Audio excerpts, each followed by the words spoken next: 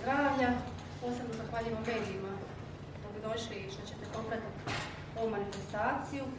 Znači, projekt koji je trajao godinu dana, evo završava krajem ovog mjeseca, obuhvatio je zaista veliki spektar aktivnosti u samo godinu dana, vezani za prevenciju bolesti i promociju zdravlja, a projekt je provodila savjetovalište Lanterna u partnerstvu sa tako danas s nama voditeljica projekta Ivona Vučić iz savjetovališta Lanterna, Tamara Batinić-Čula, viša stručna suradnica za projekte i razvoj iz grada Makarska, i Lidija Vukatin-Ranješ, direktor savjetovališta Lanterna i kao voditeljica projekta More zdravlja.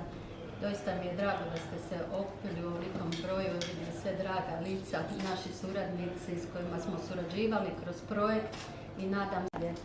Zahvaljujem se medijima što su došli i što su nas pratili ovih godinu dana, a ne samo ovih godinu dana, nego svih koje su, mislim, da je vrijedno da to spomenemo, znači što se sve napravilo, koliko korisnika je prošlo kroz ovaj projekt, 154 kune i 65 lipa. Kao što je Tanja rekla, projekt se provodi u partnerstvu s gradom Makarskom i ovim putem se zahvaljujemo na partnerstvu koji su nam pomogli pri pripremi samog projekta. Evo ovako, na brzinu ćemo sad proći kroz aktivnosti koje se provodile, više stotina zadovoljnih korisnika, 9 radionica art terapije pod vodstvom naše dugogodišnje suradnice Tine Divić sa preko 40 izravnih korisnika. Će biti organizirano prošli tjedan, kad smo bili primorani prebaciti ga za sutra, pa vas ovim putem pozivamo u gradsku knjižnicu, 6 sati na predavanje trebamo li uvijek vjerovati svojim mislima korisnika.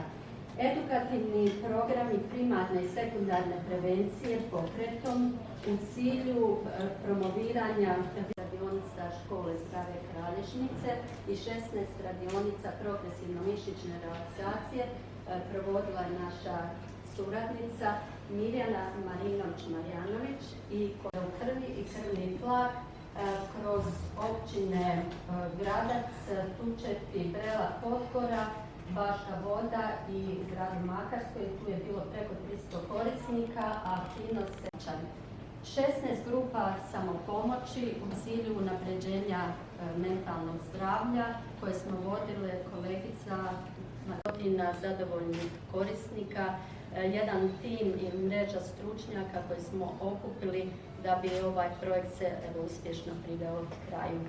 Ono što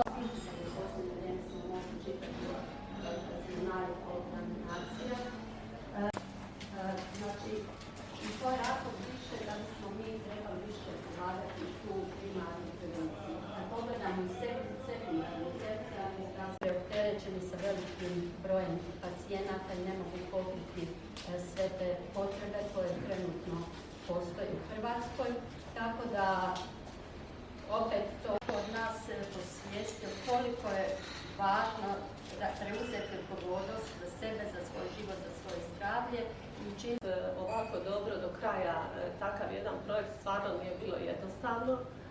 I osim toga, ovo je u stvari Lanternin prvi EU projekt koji je uspješno proveden. Savjetovalište Lanterna definitivno velike zasluge.